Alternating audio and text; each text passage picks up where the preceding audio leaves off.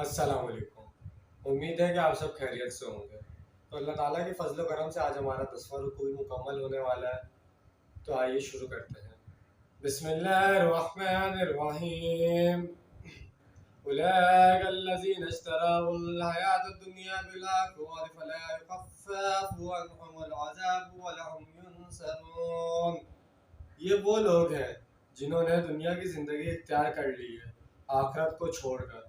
ثواب نہ تو ان سے عذاب ہلکا کیا جائے گا اور نہ ہی ان کی کوئی مدد کی جائے گی۔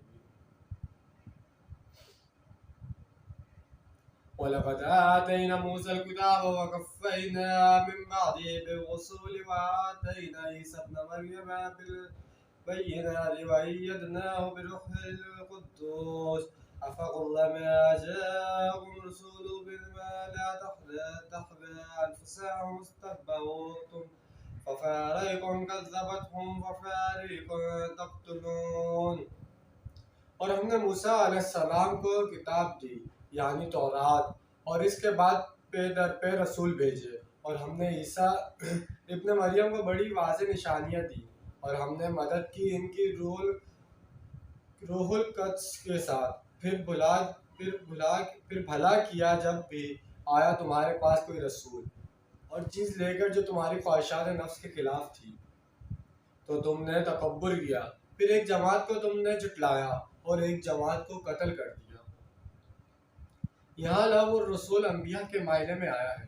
نبی اور رسول میں کچھ فرق ہے، اس اختیار کے ساتھ سمجھ لیجئے قرآن مجید کی اصطلاحات کی 3 جوڑے ایسے ہیں کہ وہ تینوں مترادف کے طور پر استعمال ہو جاتے ہیں اور اپنا علیحدہ علیحدہ مفہوم بھی رکھتے ہیں۔ ان کے زمن میں علماء کرام نے یہ اصول واضح کیا ہے کہ جب ایک جوڑے کے دونوں الفاظ اکٹھے استعمال ہوں گے تو دونوں کا مفہوم مختلف ہوگا، اور جب یہ دونوں الگ الگ استعمال ہوں گے تو ایک معنی میں استعمال ہو جائیں گے۔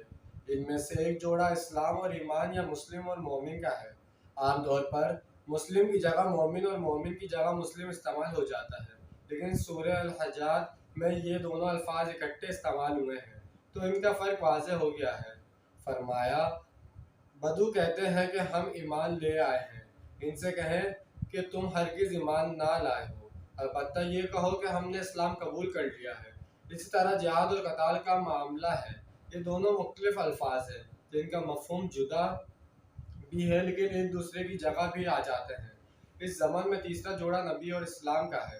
یہ دونوں الفاظ بھی اکثر ایک دوسرے کی جگہ آ جاتے ہیں لیکن ان میں فرق بھی ہے۔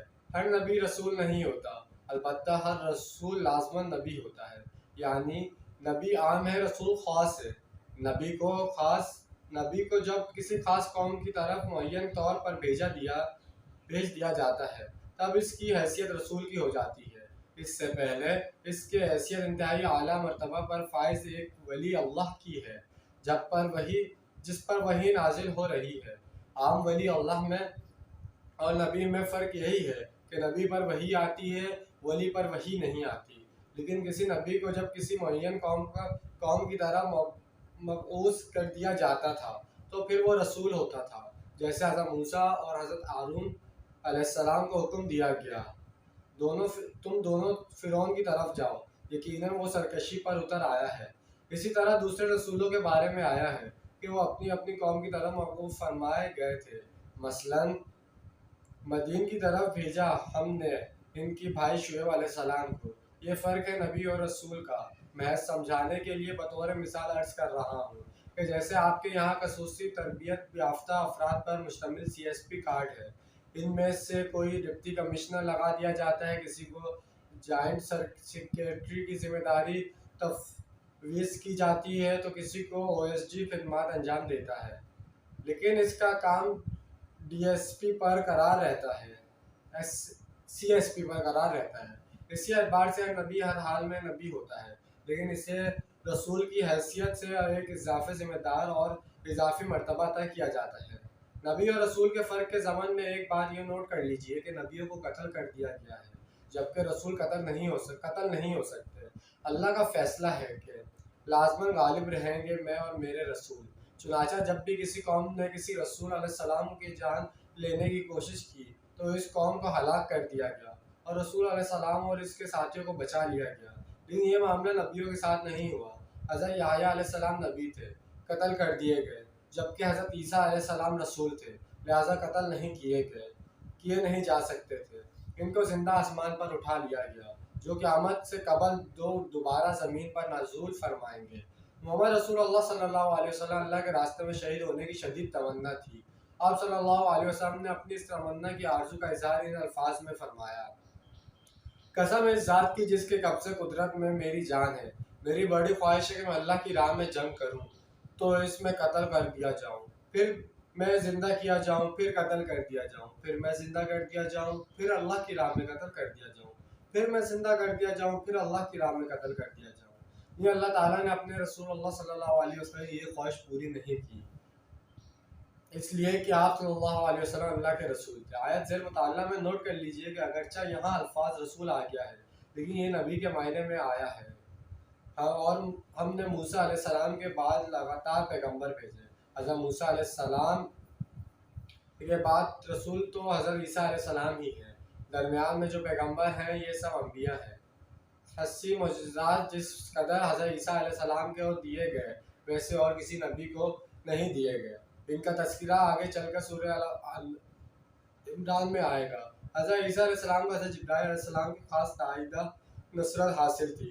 معجزات کا ظہور کسی نبی یا رسول کی اپنی طاقت سے نہیں ہوتا، اسی طرح کا کرامت کسی ولی اللہ کے اپنے اختیار میں نہیں ہوتی، یہ معاملہ اللہ کی طرف سے ہوتا ہے اور اس کا ظہور فرشتوں کے ذریعے سے ہوتا ہے۔ انبیاء دراصل کے ساتھ یہود نے جو طرز عمل روا رکھا، خاص طور پر حضرت عیسیٰ علیہ السلام کے ساتھ جو کچھ کیا، یہاں اس پر تبصرہ ہو رہا ہے کہ جب بھی کبھی تمہارے پاس کوئی رسول تمہاری خواہشات نفس کے خلاف کوئی چیز لے کر آئے، تمہاری روش یہی رہی کہ تم نے استکبار کیا اور سرکشی کی، وہی استکبار اور سرکشی جس کے باعث عزازیل ابلیس بن گیا تھا۔ اللہ کے رسول چونکہ قتل نہیں ہو سکتے تھے، لہٰذا یہاں نبیوں کا قتل مراد ہے۔ مزید برآں ایک رائے یہ بھی دی گئی ہے کہ یہاں ماضی کا صیغہ قتلتم نہیں آیا بلکہ فعل مضارع قتلون آیا ہے، اور مضارع کے انداز فعل جاری رہنے کی خاصیت ہوتی ہے، گویا تم ان کو قتل کرنے کی کوشش کرتے رہتے ہیں۔ بعض رسولوں نے تو جان کے درپے ہو گئے، وَقَالُوا قُلُوبُنَا غُلْفٌ بَل لَّعَنَّهُمُ اللَّهُ بِكُفْرِهِمْ فَقَلِيلًا مَّا يُؤْمِنُونَ، اور انہوں نے کہا کہ ہمارے دل تو غلافوں میں بند ہیں، بلکہ حقیقت میں تو ان پر لعنت ہو چکی ہے اللہ کی طرف سے ان کے کفر کی وجہ سے، بس ہم ہی ہوں گے ان میں جو ایمان لائیں گے۔ ان کے جواب کو آیت 40 کے ساتھ ملائیں جو ہم آیت 70 کے ساتھ ملائیں جو ہم پڑھ آئے ہیں، وہاں الفاظ آئے ہیں: کیا تم یہ توقع رکھتے ہو کہ یہ تمہاری بات مان لیں گے؟ بعض مسلمانوں کی اس خواہش کے جواب میں یہود کا یہ قول نقل ہوا ہے کہ ہمارے دل تو غلافوں میں محفوظ ہے، تمہاری بات ہم پر اثر نہیں کر سکتی۔ اس طرح کے الفاظ آپ کو آج بھی سننے کو مل جاتے ہیں کہ ہمارے دل بہت مضبوط ہے، بڑے مستحکم ہے، تمہاری بات اس میں گھر نہیں کر سکتی۔ یہ ان کے اس قول پر تبصرہ ہے کہ ہمارے دل محفوظ ہیں اور غلافوں میں بند ہیں۔ وَلَمَّا جَاءَهُمْ كِتَابٌ مِّنْ عِندِ اللَّهِ مُصَدِّقٌ لِّمَا مَعَهُمْ وَقَالُوا مِن قَبْلُ يَسْتَفْتِحُونَ عَلَى الَّذِينَ كَفَرُوا فَلَمَّا جَاءَهُم مَّا عَرَفُوا كَفَرُوا بِهِ فَلَعْنَةُ اللَّهِ عَلَى الْكَافِرِينَ۔ اور جب آ گئی ان کے پاس ایک کتاب یعنی قرآن اللہ کے پاس سے، اور وہ پہلے سے کفار کے مقابلے میں فتح کر دعائیں مانگا کرتے تھے، پھر جب ان کے پاس آ گئی وہ چیز جسے انہوں نے پہچان لیا تو وہ اس کے منکر ہو گئے، بس اللہ کی لعنت ہے ان منکروں پر۔ لاجواب اس تصدیق کرنے والی ہے جو ان کے پاس پہلے سے موجود ہے۔ یہ وضاحت قبل ازیں کی جا چکی ہے کہ قرآن کریم ایک طرف تورات اور انجیل کی تصدیق کرتا ہے اور دوسری طرف وہ تورات اور انجیل کی پیشن گوئیوں کا مصداق بن کر آیا ہے۔ ان کا حال یہ تھا کہ یہ اس کی آمد سے پہلے اللہ کی کتاب اللہ کی آخری کتاب و حضرت آخری نبی صلی اللہ علیہ وسلم کے حوالے اور واسطے سے اللہ تعالیٰ کے کافروں کے خلاف فتح و نصرت کی دعائیں کیا کرتے تھے۔ یہود کی 3 قبائل بنو کنفہ، بنو نذیر اور بنو قریظہ مدینہ میں آ کر آباد ہو گئے تھے۔ وہاں اوس اور خزر کے قبائل بھی آباد تھے، یہ یمن سے آئے تھے اور اصل عرب قبائل تھے۔ پھر آس پاس کے قبائل بھی تھے جو سب امین میں سے تھے۔ ان کے پاس نہ تو کوئی کتاب تھی، نہ ہی کوئی شریعت اور نہ ہی کسی نبوت سے آگاہ تھے۔ جب ان کے پاس آپس میں لڑائیاں ہوتی تھی، یہود چونکہ سرمایہ دار ہونے کی وجہ سے بزدل تھے، لہٰذا ہمیشہ مار کھاتے تھے۔ اس پر وہ کہا کرتے تھے کہ ابھی تو تم ہمیں مار لیتے ہو، دبا لیتے ہو۔ نبی آخر زمان صلی اللہ علیہ وسلم کے آنے کا وقت آ چکا ہے۔ جو نبی کتاب لے کر آئیں گے، جب وہ آئیں گے تو ہم ان کے ساتھ ہو کر جب تم سے جنگ کریں گے تو تم ہمیں شکست نہیں دے سکو گے، ہمیں فتح حاصل ہوگی۔ وہ دعا کیا کرتے تھے کہ اللہ اس نبی آخر زمان کا ظہور جلدی ہو جائے تاکہ اس کے واسطے سے اور اس کے صدقے سے ہمیں فتح مل جائے۔ خضور اور اوس کے قبائل نے یہود کی یہ دعائیں اور ان کی زبان سے نبی آخر زمان کی آمد کی پیشن گوئیاں سن کے رکھی تھی۔ یہی وجہ ہے کہ 11 نبوی کے حج کے موقع پر جب مدینہ سے جانے والے خزرج کے 6 افراد کو رسول اللہ صلی اللہ علیہ وسلم نے اپنی دعوت پیش کی تو انہوں نے کن آنکھوں سے ایک دوسرے کو دیکھا کہ معلوم ہوتا ہے کہ وہی نبی صلی اللہ علیہ وسلم جن کا یہودی ذکر کرتے تھے، تو اس سے پہلے کہ یہود ان پر ایمان لائے تم ایمان لے آؤ۔ اس طرح وہ علم جو بالواسطہ طور پر ان کے پہنچا تھا، ان کے لیے ایک عظیم سرمایہ اور ذریعہ نجات بن گیا۔